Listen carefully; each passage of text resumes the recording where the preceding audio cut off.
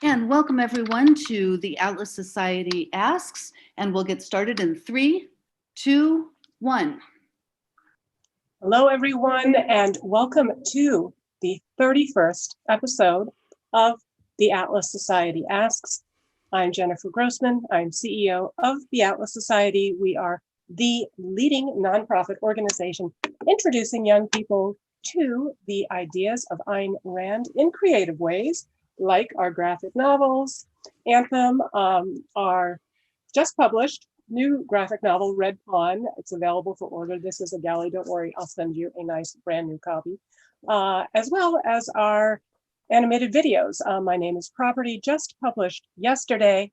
And our next upcoming video is aptly My Name is Free Speech, because today we have with us one of the leading proponents and defenders of free speech, Michael Shermer. So I want to remind all of you, exercise your free speech by typing in your questions for Michael into the Zoom chat, or if you're joining us live on YouTube, just type your questions into the chat section. Our Atlas Society gremlins will capture them, and we'll try to get to as many of them as possible. So Michael Shermer is the founding publisher of Skeptic magazine. He is the host of the Science Salon podcast and a presidential fellow at Chapman University, where he teaches Skepticism 101. A prolific writer, he is the author of numerous New York Times bestsellers. His most recent book is Giving the Devil His Due, published this year, in which the devil isn't Satan, but it's anyone who disagrees with you. And boy, I know a lot of people who disagree with me. So we definitely want to give the devil his due. Why, Michael? Michael's going to talk about why it is in our rational self-interest to give disagreement its due, and that's a very apt theme for our time. So Michael, welcome again. Thanks for joining us. Hi, Jennifer. Nice to see you again. I think we've met a couple times at Freedom Fest, but we've never had a chance to have a long-form conversation, so I'm looking forward to this. I guess it just took a pandemic and national lockdowns to bring us together, but right. Hopefully this will be one of many conversations. And I feel like I've been having a conversation with you because I have been reading your excellent book and listening to it on audio. I'm really enjoying your narration of it. So let's get straight to the book, Giving the Devil His Due. It's a defense of free speech. The subtitle, though, is Reflections of a Scientific Humanist. For the layman, what is scientific humanism? Right. Yeah, most people just think of it as humanism or maybe secular humanism, but which was a movement that really began in the 1930s with people like Bertrand Russell and other mostly leftists and liberals, and humanism has always had kind of a left-leaning political slant. And when I got into it in the 70s and 80s, I felt like I couldn't tick all of the boxes, and yet I'm still a humanist. So I've shifted to calling myself a scientific humanist or an Enlightenment humanist, embracing the classical liberal values of the Enlightenment, which is different than liberalism as it's used today. So what I mean is that science is the best tool we have for understanding reality, for answering the question, what is true? And by science, I don't mean paleontology or botany. I mean the entire enterprise of reason, rationality, empiricism, experimentation, disputation, debate, open peer commentary, peer review, and all of that gets to the title of my book, is that none of us are smart enough to figure it all out on our own. You have to have other people that you engage with to test your ideas. Because a lot of the times you could be going off the rails, and unless you have somebody to bounce your ideas off of, then you can skewer down some pathway and never come back. And so that kind of interactive nature of science, that kind of social aspects of it, indicate sort of cognitively how difficult it is to get at the truth. And so you have to have that interaction and that exchange, which requires you to listen to people that you don't agree with, especially them. It's easy to find people to listen to and enjoy conversations with people that you already agree with, right? So if you're liberal, you read the New York Times. If you're conservative, you read the Wall Street Journal. And we select our television, radio networks to reinforce our points. We read novels or books or go to web pages that already reinforce what we believe. The problem with that is that the confirmation bias. You could just be getting reinforced for beliefs that are not even true, simply because other people hold them. So you got to engage with people that disagree with you to find out just how strong your ideas are. Well, that's very much near and dear to our hearts here at the Atlas Society. In fact, I think one of our most recently published pocket guides was David Kelly's 7 Habits of Highly Objective People, in which he provides sort of practical tips of not falling into the confirmation bias. And you talked a little bit about your own journey, coming of age, grappling with these issues, and you sure have come a long way. When you were in college, I understand from having read your books that you took Christianity, faith very seriously, and you actually planned on becoming a theologian. Here you are, a leading proponent of skepticism. So first, if you would, again, just define the terms for us. What is skepticism as a professional or ideological perspective? And second, if you just fill us in a little bit about your backstory in terms of this profound change and evolution in your thinking. Yeah. Well, by skepticism, we just mean a critical thinking way of addressing claims, a scientific way, using reason, rationality, empiricism, as I said, to any and all claims, and not just Bigfoot and aliens and astrology and those kinds of things, although we do address those in Skeptic, but also, political claims and economic claims and ideologies, and, any kind of belief can be challenged. And skepticism it's not cynicism, it's not denialism. It doesn't say ahead of time, this is what we are going to believe, because that can then lead you down the wrong path. You have to have an open mind to a certain extent. And so it depends on the claim. Now, in science, we start off with the null hypothesis. That is, we don't believe your hypothesis until you prove otherwise. So the burden of proof is on the person making the claim. And then I'll accept it if the evidence, is proportional to the claim itself. And that's kind of how science works. And so we never start off, absolutely saying we're not going to believe it. We just say, well, we're skeptical until you show us otherwise. So when I was at Pepperdine, I thought I was skeptical of evolution, even though I didn't really know much about it because I was a Christian, and I thought I was supposed to be skeptical of evolution, even though most Christians aren't now. And so, when I took a course in graduate school in evolutionary theory, the scales fell from my eyes, so to speak. I was amazed about how much evidence there was for it and how little I actually knew about it. So that was the wrong kind of skepticism, just kind of ideological skepticism, rather than this is interesting. It'd be curious if it turns out to be true. Let's see if there's anything to it. And that's how most science works. Now, when I was in high school, I became a born-again Christian, really an influence of my peer group, not my parents. My parents weren't religious at all.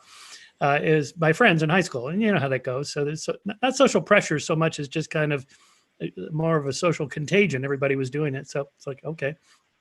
And the first clue to planted a seed of doubt in my mind was my buddy Frank had been pushing me to become a Christian. But I ended up going to this other church with my buddy George because he had this really cute sister named Joyce. And I thought, well, this will be fun. At least I can hang out with her a little bit. But then I got into it. It was a Presbyterian church, and they did the calling up to the front to accept Jesus as your savior. And I thought, okay, I'll just go for it. So I did it. And then I came back to school on Monday. I told my buddy Frank, I did it. I accepted Jesus. He goes, well, where? I said, at the Presbyterian church. He goes, oh, no, that's the wrong one. He turns out he's a Jehovah's Witness. And I thought, the wrong one?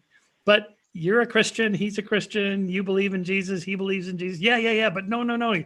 That's the wrong one. I thought, okay, I'm going to keep that in the back of my mind, which I did as a kind of, they all think they're the right one. So is it possible none of them are actually right?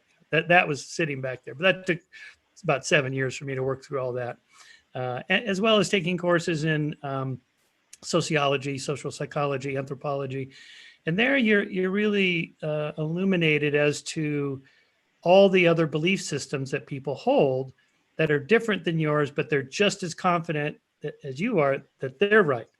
So as an anthropologist from Mars, looking at this objectively, which is the right one? How can I tell it's the Christian or the Jewish or the Muslim one, or any of the other hundreds of religions? There's no acid test. There's no like experiment we can run to say that's the right one. Like that's the vaccine that works. That one doesn't work because we ran these trials. There's nothing like that for religion. Like, oh, it turns out this is the right one. All the others are wrong. There's no test like that we could run. So that's I kind of worked through that over the years, and then just gave it up quietly. And that's kind of usually how it goes. You plant a seed of doubt in somebody, or it gets planted, and they don't have a deconversion experience where they run around and tell everybody they don't believe anymore. Although maybe in the age of social media, that's exactly what people do, but I didn't do that. And then I just got into science as a way of thinking about the world. And in the middle of that, since it's the Atlas Society, at Pepperdine, I read Atlas Shrugged. This isn't the version I had. I had a 1972 version or something, which I can't find. It's in my at my office, I guess. And it wasn't until the late 80s that I became a little more skeptical, reading some of the her postmortem books. This one by Barbara Brandon, The Passion of Ayn Rand. It's a good documentary, or a good dramatization film about that. And that too also was an eye opener. Since I have you, I'll share that with you. That of course, Rand is very inspiring for young adults, people in college, and so on, because there's kind of a foundation of morality and objectivism without God, which I thought was interesting at the time, because I remember thinking, people see at Pepperdine here, they seem to like Ayn Rand, but she's an atheist. I mean, clearly an atheist. And here, this is a religious school and so on. I thought, so there's a difference between religious beliefs and political beliefs. And actually, I think more Christians embrace her, even though she's an atheist, than liberals do, even though she's a woman. And I remember thinking, this is so weird. It's like these liberals hate her. And here she is, a champion that has the women characters in her novels are, running transcontinental railroads. They're the CEOs of major corporations. You would think that liberals would go, yes, that's good that we have somebody making women as the role models. But no, I thought, okay, that's really curious why that would be. Anyway, that was going through my mind at the same time. And but then I also was a little disturbed with the stuff that came out after her death, with those memoirs about her kind of cult of personality, and very much like it reminded me of religion. And I thought, yeah, objectivism has some good points, but also, that worried me a little bit. It became too much like a religion. Well, yeah, talk to me a little bit about that, because I guess although I'm coming up on 5 years running the Atlas Society, I guess I'm still relatively a newcomer in the scheme of things. And I always kind of find it curious when people talk about objectivism as a cult. Certainly doesn't feel that way around the Atlas Society. And yet at the same time, I have found this hostility sometimes that I can't explain and that I have a hard time understanding. So maybe somebody with more of your perspective on these social movements can explain to me. You're talking about these hostilities that liberals, who would you think a immigrant woman champion in terms of her literary achievements, had heroines that were sexually liberated, that were running businesses, and yet they're so hostile to her work. Yeah. And I sometimes found the same thing, but biggest pushback that I feel that I get is not from socialists, and believe me, I do get a lot of hate on the Atlas Society's work from people on the extreme left, but sometimes it seems I get even more from people that I would think I would agree with on 99% of the issues, but they have objections to the way that we approach promoting objectivism to young people. So you did address that a bit in your book. You talked about this sort of puritanical purging. Social movements tend to turn in on themselves, and puritanical purgings of anyone who falls short of moral perfection. You talked about witch hunts in the 17th century, 20th century Marxist feminist groups. And I thought was surprising, even Ayn Rand's objectivist movement. I mean, I do know a little bit about it. We do have a lot of trustees, a lot of our donors who were, denounced or excommunicated in one way or another. But explain to us from your perspective on why such purifications, purges are among the worst things that can happen in any social movement. Yeah, you said it quite nicely there with several examples to which I'd add. It looks like all social movements seem to go through this kind of purging of those that are not pure, and where the disagreements seem to grow even larger within the group as opposed to that group versus some other group that's quite ideologically different. Maybe it's that, we hurt the ones we're closest to or something, or it's just more opportunistic conflict seeking for whatever reason. The atheist movement's gone through this too. I mean, which is really weird because atheism isn't even a thing. We just don't believe in God, full stop. But after Richard Dawkins' 2006 book, The God Delusion, the atheist movement kind of ramped up, got larger, and then there was a split. Like, are you a militant atheist or are you just sort of more of an agnostic atheist? Which Stephen Colbert called an agnostic is an atheist without balls. Come on, just say it. You don't believe. So, in other words, are you less militant or more militant? And then there was kind of purging of those that, were not militant enough. And then Atheist Plus movement took off, which was the plus is social justice. Well, you know what that means. So sort of far left, progressive, woke, liberal values attached to atheism. And if you don't hold those, then you're not a pure atheist or real atheist or whatever, even though those things have nothing to do with atheism per se, is just lack of belief in God. So that's happened, in the feminist movement, Marxists, and objectivists and so on. That just seems to be something that social groups do. And I think, again, it's sort of opportunistic and easy to do. And it's harder to, I guess, stand up against the other side, which has, marshaled many forces and has its own ideology that you disagree with. It's easier to just pick at, minor differences within. I think there's some of that. And also infighting, jealousy, fiefdom, fighting over fiefdoms and who's going to control what. And sometimes money, donors, competing groups, similar groups competing for same space, economic space and social space or whatever. There's some of that, I think. And I have no doubt that whatever objectivism is today, I haven't followed it in a few years, but it's probably not all that similar to what it was in Ayn Rand's time. That is when she ran the show. I suspect it's much more mellow. Some of the people I've met, they don't seem to have that cult of personality going on. And I think it's, it's okay. The point I make, I have a chapter in my first book, Why People Believe We're Things, the Unlikeliest Cult in History. And there I make the point, that it's okay to, look at a belief system and you don't have to denounce it completely or accept it 100%. Maybe there's 6 points you like and 3 you disagree with and 6 you're not sure about or whatever. That's okay. But in terms of like how these things play out online, especially, it's so black and white and binary that there's little room for nuance, and that's, I think, also a problem. Again, why we need to give the devil his due, because there's lots of devils, and like, for example, my students at Chapman, these are right out of high school, 18 years old. Most of them are pretty liberal. They're mostly pro-choice. All right. So, and I asked them, what are the best arguments that the pro-lifers have? They don't even really know what the other arguments are. Well, they hate women, or, they want to control women. It's like, those aren't arguments that you're impugning motive, and maybe that's right, but that's not what I'm asking. What are their arguments, So then I have them go watch some videos like Ben Shapiro's videos defending the pro-life position. And it's like, okay. Those are pretty good arguments, right? So this was John Stuart Mill's point. He who knows only his own side of the argument doesn't even know that. Your pro-choice position is not very strong if you don't know what the pro-life arguments are. If you know what they are and you're still a pro-choicer, then your position is even stronger. So that's the crux of it.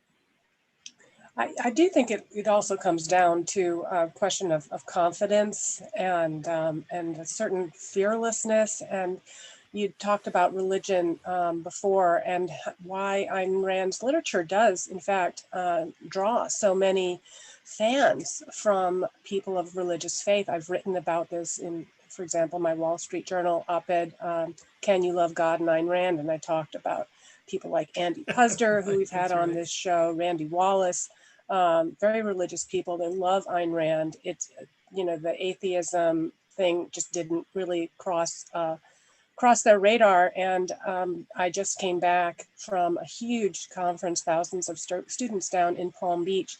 A lot of them are evangelical or Christian, and most of them hadn't heard of Ayn Rand. So that was wonderful, because I have the opportunity to introduce them to her work for the first time.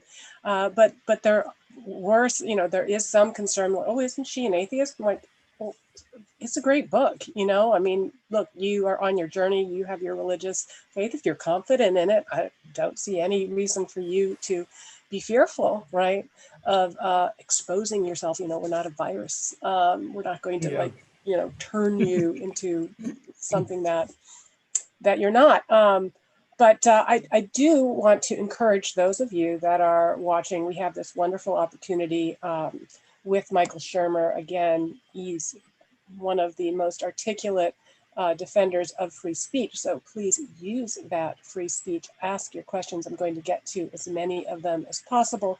I do have a great question here from Paul Tonner of Ontario, Canada. We love our followers from Canada, some of the strongest objectivists and people that are not pushing back against socialist ways of doing things come from Canada. And Paul asks, free speech is subject to reasonable and justified limits in every society.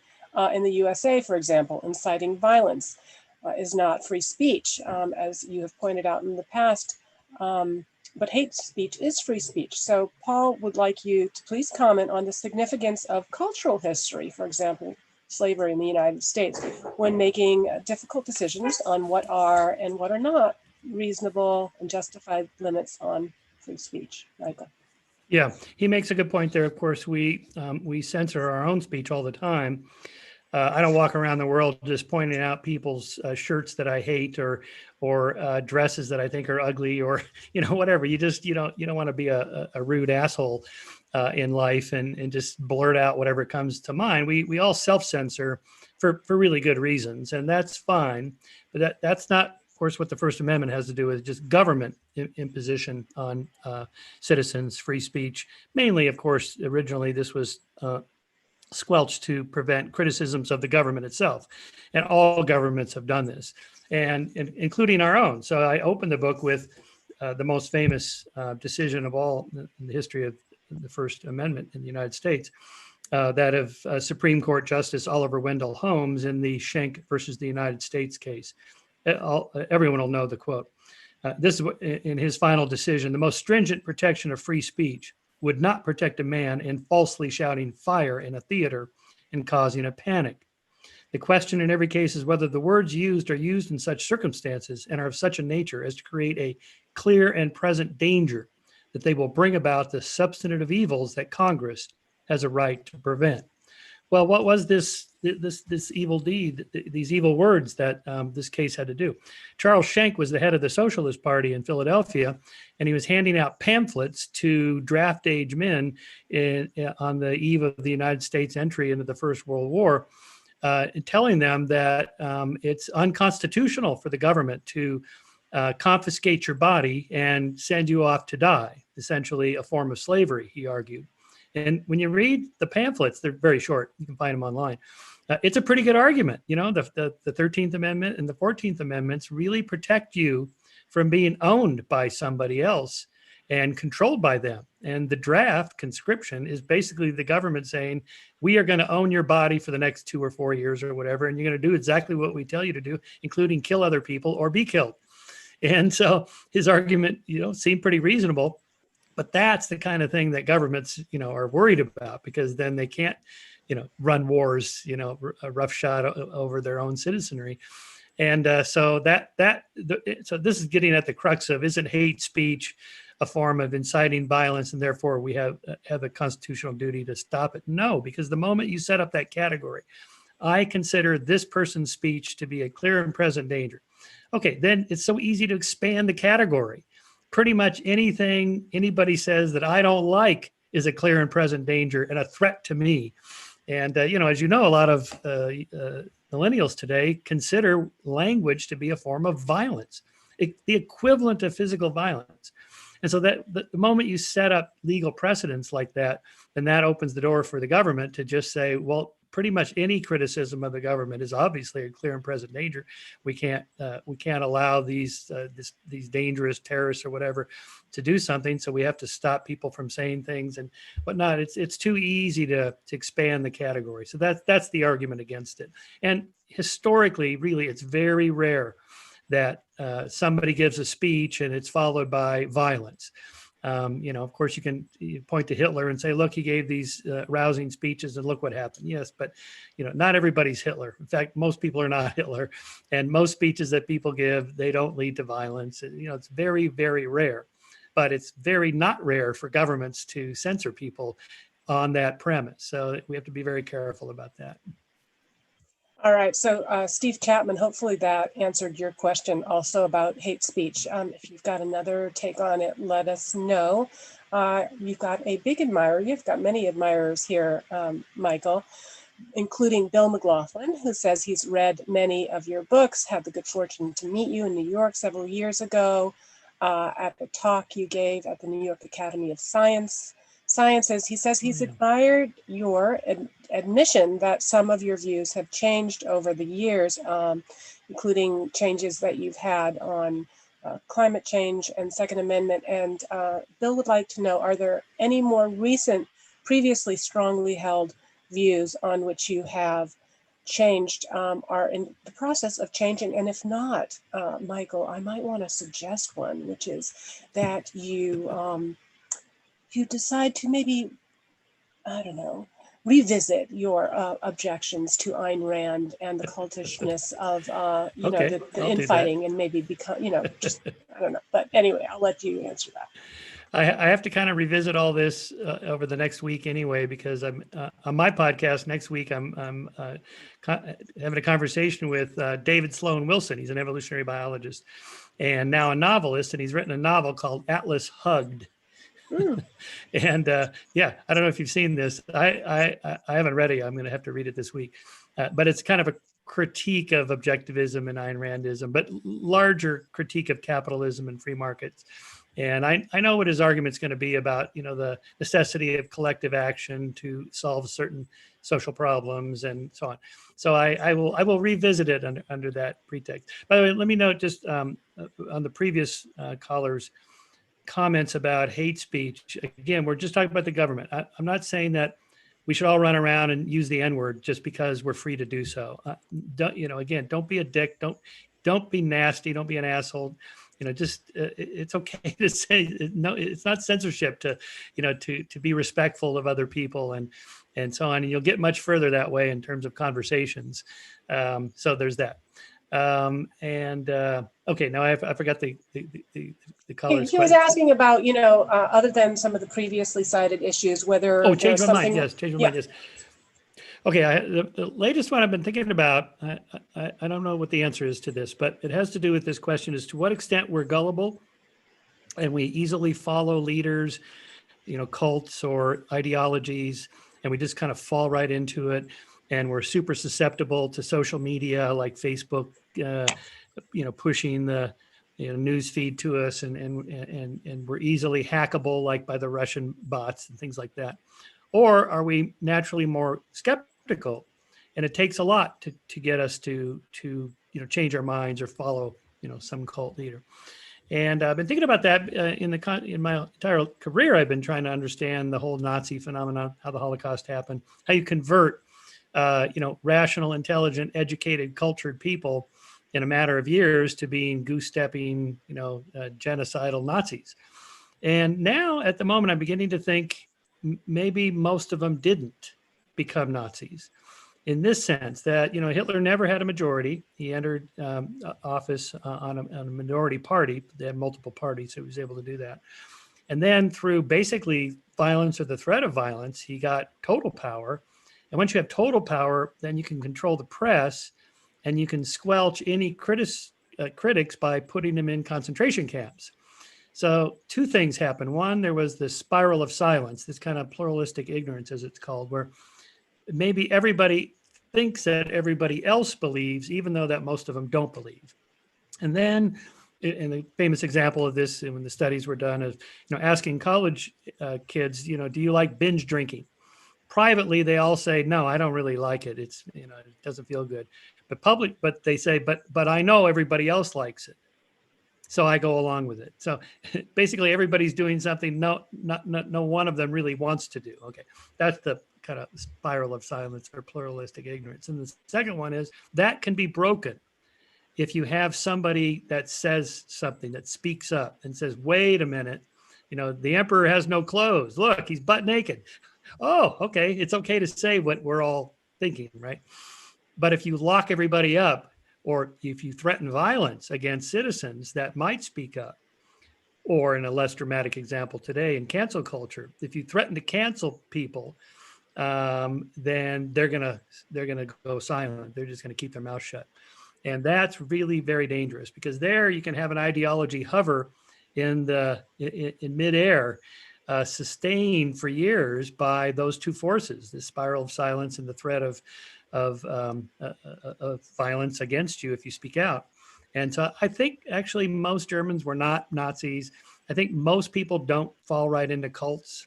I mean, we think of cults, I've written so much about this, but they're very rare. The Jim Jones with the mass suicide, or the Heaven's Gate cult, Scientology, maybe some of the extreme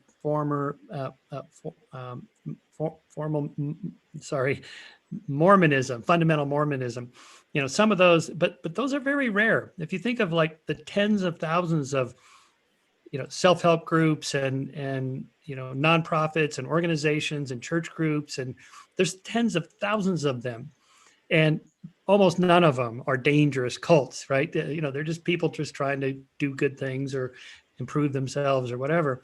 So at the moment, I used to think we're very gullible, but now I'm beginning to think maybe not so much. Now, just a final point. Since the 2016 election, there's been this meme that that Hillary should have won, and that the whole thing was hacked by the Russians, or social media, corrupted the youth and they voted the wrong way or whatever. That's not giving much credit to adults as rational calculators, as rational voters. And it also kind of implies that we're just like pinballs bouncing around our world out of control, or under the control of these programmers that work for Facebook and Google and Apple and Instagram and so on. Like they're the masters of our fate. I think that's very questionable. And the research now shows, over the last 4 years by cognitive psychologists that study this, is that those social media sites had very little influence on the election. Most people didn't get their news from those, or if they did, it didn't change their mind. At worst, it reinforced what they already believed, but it didn't get people to vote. Instead of voting for Hillary, they voted for Trump. And my favorite example of this is the Pizzagate, Comet Ping Pong, place where the alleged pedophilia ring was being run by Hillary and other celebrities out of a pizzeria in Pennsylvania, right? And to what extent did people really believe that? Well, one guy did. He went there with his rifle, right? At least he had the courage of his convictions, because if you really think there's a pedophile ring, you should do something about it. Call the police, right? So I think most people really didn't believe it. Or if they did, it was more like, yeah, of course, those liberals, they're crazy. They do shit like that. But if I point out to somebody, that's not true. There's no pedophile ring at the Comet Ping Pong place, like the guy discovered when he went there. those people are not going to now go, oh, in that case, I think I will vote for Hillary. Now that I know that conspiracy theory is a bunch of baloney. No, they were never going to vote for Hillary in the first place, right? So I don't think that social media has that kind of power. There's research also on political advertising. It's largely a waste of money. You're not going to capture new votes. You're mostly just reinforcing the base. And even corporate advertising is probably mostly a waste of money. I mean, there's plenty of companies like Tesla, they don't do any advertising at all. And they're the most successful car company ever, right? So it's not clear that, we're that gullible. Anyway, that's my latest. Interesting. Yeah, we may not be that gullible. The other thing that you were talking about in terms of the rise of National Socialism in Germany and the threat of violence, I think there also may be something to be said for the downsides of charisma and charisma leadership and the thirst that people have for charismatic leaders, particularly in times of uncertainty or times of self-doubt. And, when there is somebody that comes in with charisma, which is a very specific quality in leadership, it can be enormously powerful and enormously helpful. But in terms of what you talk so much about, which is encouraging everybody to come forward and give their input into the pool of meaning and voice their concerns or add their suggestions, when you have a particularly charismatic leader, it can sometimes just discourage people to come forward and say, I have a different, solution for this possibly. Yeah, for sure. I mean, we're a social primate species. We're easily influenced by those around us and leaders who are, attractive, articulate, funny, engaging, and make good eye contact. They're good speakers. They really do have a lot of power over people. They do. We know, from studies on, taller politicians are more likely to get elected. More attractive politicians are more likely to get elected. I mean, these things are irrelevant to the job, and yet it still seems to matter. It's just part of life. It's not a white privilege, I guess. It's an attractiveness privilege or a height privilege or whatever. There's 100 of those, and yeah, I mean, even Trump, for all his flaws, he's a funny guy. He's entertaining. He really knows how to give a speech. Hilarious. And the run up to the election, he was just on full coal for 3-4 hours a night. It was astonishing. It was like a Springsteen concert, just goes and goes and goes, like the Energizer Bunny. And I thought, boy, most of these Republicans he beat back in the primary in 2015, it's like they just did not have that kind of thing. You could see it. And I think it is of the many issues that will go into explaining the Trump phenomenon. That's certainly one of them. The other guys were just so boring. Megyn Kelly makes this point, when she was at Fox, that, when he was first coming on the scene and Roger Ailes said, we got to put a camera crew on this guy. And Megyn and some of the other hosts were like, well, shouldn't we cover the other candidates? I mean, there's 15 of them or whatever. And Ailes was like, are you kidding me? They're boring. We got to get ratings. I want a camera crew on Trump 24/7. And it's like, okay, that's television. Yeah. Oh, and it reminds me also of something that my parents, who absolutely cannot stand Trump, had said to me when during the campaign, and they said, oh gosh, he's sort of a cult. I think I was saying, hey, we actually have Trump truck parades in Malibu, okay, which was just a phenomenon in and of itself. And my mother was saying, oh, it's a cult. Don't you think it's like a cult? And I said, let's look at that word, and why would it inspire such enthusiasm? And there is the entertainment factor, I think, that, and the energy factor that you were saying. But when you think of like a cult and you're talking about a figure who takes, arrows or is crucified, or, that has adversarial forces that want to demolish them, and yet they keep on coming. And so I do think that might have been also a part of the factor of the charisma, was that there were so many forces, so much hostility, and yet, boom, back up. And also standing up to the radical crazy left, with their cancel culture and wokeness and political correctness and censorship of speech and microaggressions and safe spaces and the deplatforming of speakers you don't like. That's not liberalism. That's illiberalism. I mean, the classical liberalism, or liberalism in the old school sense, was they were the defenders of free speech. Even in the 80s, when it was the right that was obsessed with pornography and prostitution and Playboy magazine and the Hustler magazine case that went to Supreme Court, it was mostly the right that were concerned about censoring those kinds of things because it could corrupt the youth and so on. Rock lyrics were supposed to be dangerous, satanic, and all that. And now it's kind of flipped. And so it's easy to see, again, another factor in the Trump phenomenon is so many of my conservative friends, were just delighted every time he stood up against the left, because most people are afraid to say anything because they may be canceled at their job or whatever. But Trump didn't care. And so there was kind of a sense of like, this guy is saying what I'm thinking and I'm afraid to say, and he is fearless when he says it. He doesn't care. And so I think, again, that's a second factor. I think, yeah, sort of a proxy that even maybe you say, oh, I don't agree with this particular position, but I certainly, I resent feeling intimidated. I resent feeling censored. I resent being pushed around. And I resent just also the implications about my motives. And, being called horrible things at every... When you call half of Americans racist, misogynist bigots, and they're not, that's going to backfire. People know what's in their hearts. And most of us today in 2020 are not racist bigots like people were, say, a century ago or half a century ago. We've made a lot of progress. But if you come out as a far left progressive and say, America's, a racist pit of hell and everybody is just, rotten to the core, that's not going to serve your case well. And of course, people like Hannity and Tucker Carlson, they're going to feature this every night. Like, look what these loonies on the left. That's what you're going to get if you vote for any liberal, any Democrat, anywhere. That's what they're all like. Of course, they're not, but that's what happens when you push it that far. So Chris DeMarco on YouTube says, hey, Michael, do you believe there should be a federal Department of Information that would work towards improving our, quote, idea hygiene, end quote, and justified knowledge acquisition?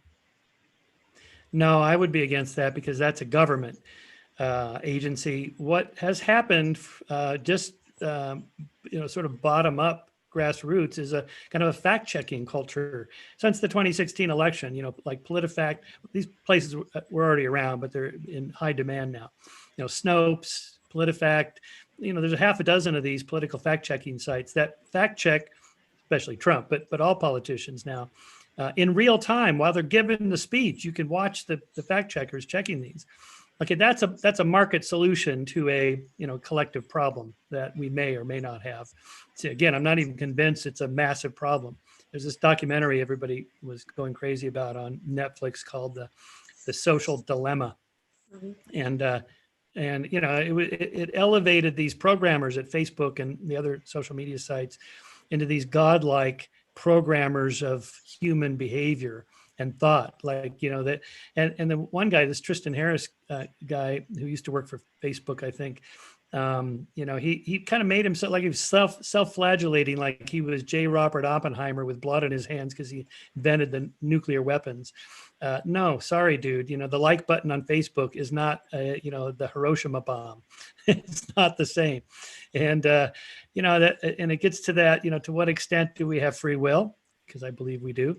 And most of us should have responsibility over our choices and actions. And although there's influencing forces in the world, you can turn them off, right? You don't have to stay on Facebook. They're not making you, so that's a different kind of thing than, say, the moment you set up a government agency whose job it is to start screening what's true, that's very dangerous because it's going to be hijacked by politicos with an agenda. So having multiple places and more of a culture of truth seeking, that's part of a community. This is what makes science so effective, even though it has its flaws, is that there's a kind of norms of honesty in explaining what it is you did to get your research, and exactly how you collected the data and who funded it and what you did and how many people there were, and all the different conditions so somebody else could replicate it. And when they can't replicate it, it calls into question, well, what did exactly you do? Because we can't replicate this. And, as you know, we're going through something of a replication crisis in science, not across the board, mainly social science and medical science. And the reason for this is because these are super hard problems that we're studying, and they have multiple variables interacting at the same time. And you try to control for them so you can see which one is the most powerful one. But as a result, you end up kind of filtering out some of the findings that don't turn out to be statistically significant, and then you've missed a lot, right? So, but even within that, there's books about this and papers and conferences, and scientists themselves are saying, oh, okay, we got a problem here in our house. We got to clean our house here. And that's a norm of correction, as opposed to we need the government to swoop in and get in there and break up Facebook and decide what we should hear. Oh, very, very bad idea. I do not want government bureaucrats screening my news or my information. So, hey, everybody, we've got about 11 more minutes. I want to thank everybody for this. Has been, I think, one of the top engagement interviews that we've had.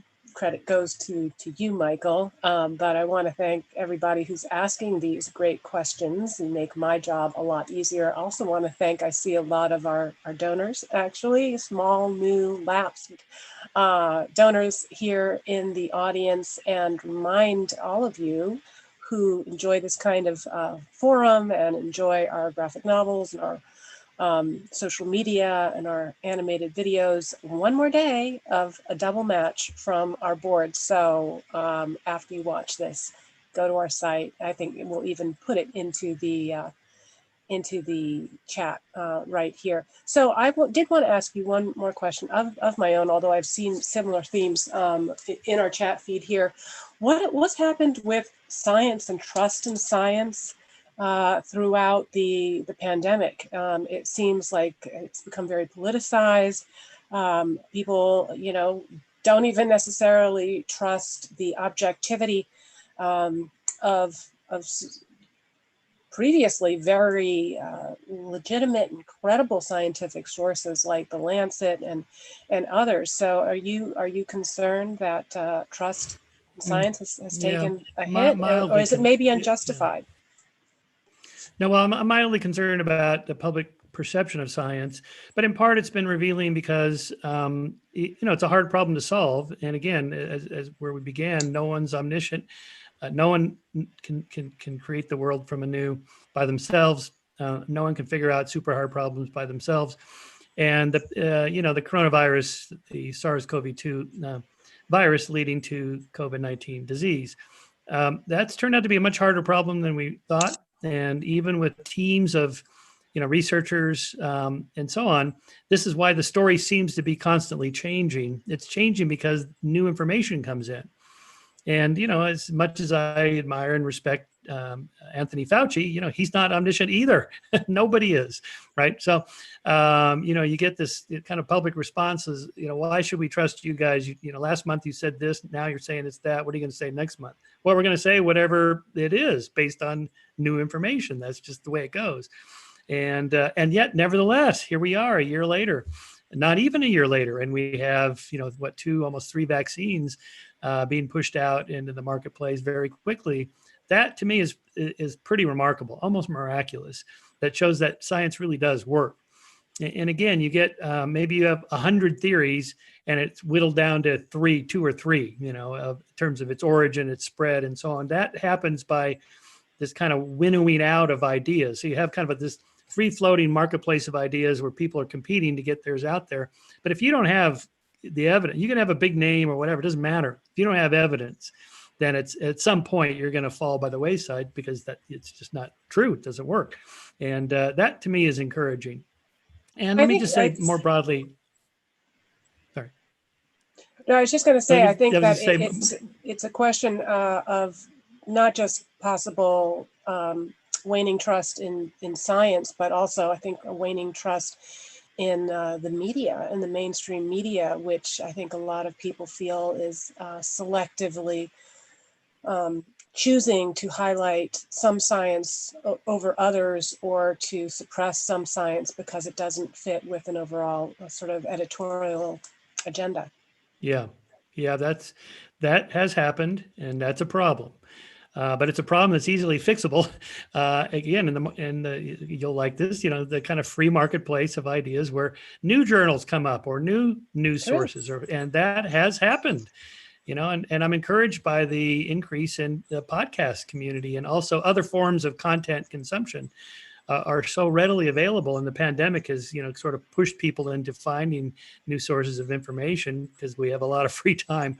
And, so audible.com with books and the great courses, plus.com, one of my sponsors, you can listen to thousands of lectures and all the online news sources, so we're no longer dependent on the New York Times and the Wall Street Journal. And oh boy, I hope one of the two of them gets it right. There's 100 places, 1,000 places you can get news from. And so again, rather than having some Department of Information Clarity and Truth, in an Orwellian sense by the government, let's just have, 100 news sources or 1,000, and you take up some responsibility for your own content consumption and do a little homework. It's all right.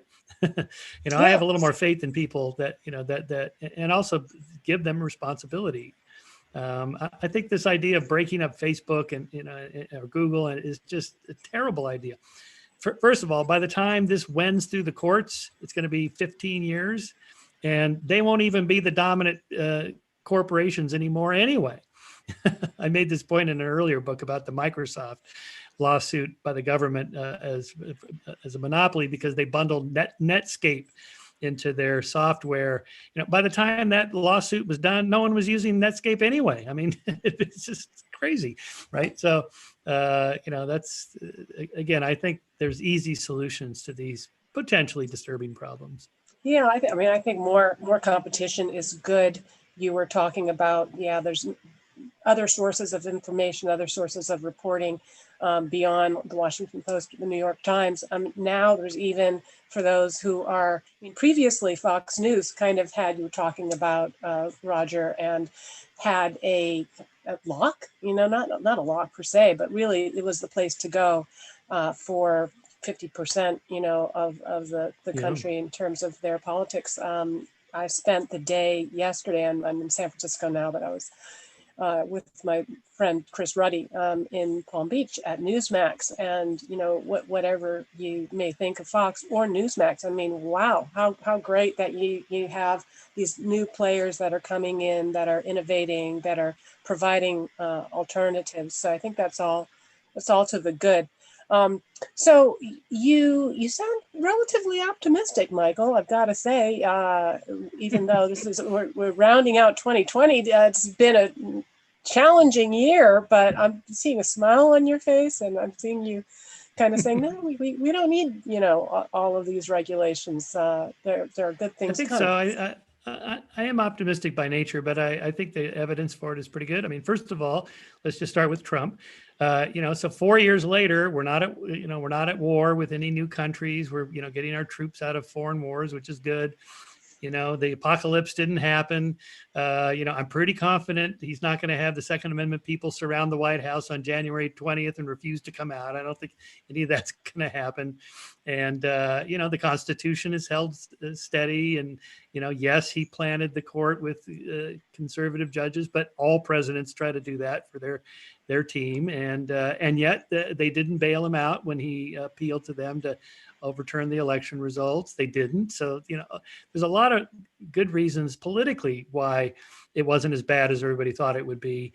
And even in the pandemic, it's a sizable number that have died, but orders of magnitude less than the Spanish flu a century ago. It could have been that, but it didn't. So that's good. And, I do think a lot of good things will come out in the next couple of years. I think there were a lot of businesses and industries that were kind of on the margin anyway. and they'll shake out now because there's just not the kind of support for it. A lot of the colleges that were kind of just barely hanging on, that had massive bureaucracies of administration. A lot of that fat has to be trimmed, which is good for college education. I think, more teachers and more focus on students rather than administration and bureaucracy.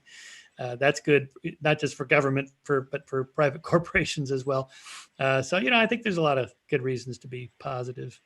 Yeah, well, our honoree at our gala in October in Malibu, where we, by the way, did live rapid antigen testing for all 140 attendees, not one single positive case of COVID. But we honored Peter Diamandis, who makes the case for a data-driven optimism, and talked about putting things into context. And a lot of the changes that you've seen, many of them very, very painful, and certainly very infuriating, in cases where people are feeling that they're being given unequal treatment by sort of whimsical political authorities who are not holding themselves to the same standards, but also in more of a macro level, seeing the acceleration of changes, economic changes that have been happening for the past decade. And so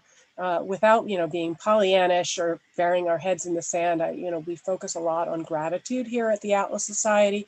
And we do work on seeing it as a rationally self-interested value and principle, again, because you need to find ways to fortify yourself. And we are wired to focus on the negative and to try to look around, kind of say, okay, what do I got that's working for me? And how can I focus on that and build my sense of agency and get stronger for the next thing that's ahead? So we certainly feel that way at the Atlas Society. It's been a great year in terms of growth, in terms of fundraising, in terms of engagement. And it's been a great year. And finally getting together with you, Michael, I want to encourage everybody. This is an awesome book. Again, I also really like the Audible read. And Michael, where can we follow you? Give us your feeds, your deets. How do we keep on top of you? Skeptic.com is the webpage for the magazine and the society. We're a 501c3 nonprofit science education organization that publishes Skeptic and does the podcast and so on, or just michaelshermer.com, and Amazon has my books, and Science Salon is the podcast. So that we're changing the name next week to the Michael Shermer Show, because that seems to be a lot of podcasters are just using their name. Anyway, it's neither here nor there. It's just conversations with mostly nonfiction authors. And so that's it. Skeptic.com is the best, portal into my work. Wonderful. Well, we will be sharing this on all of our social media platforms. We'll be chopping it up and putting memes out there, getting people's attention, linking back to these deeper dive pieces of content. So we really appreciate everybody. I really thank you again for all of the great engagement this week. Everyone, thank you also for considering supporting Michael's work or the work of the Atlas Society. And I'll see you guys next year. I will see you for our live weekly webinar next week with my buddy Phil Kirpin. So we will see you then. Michael, great to see you, and hope to see you. Thanks for having me on. You're welcome. In person. Nice to see you. Okay. Yes. Take care.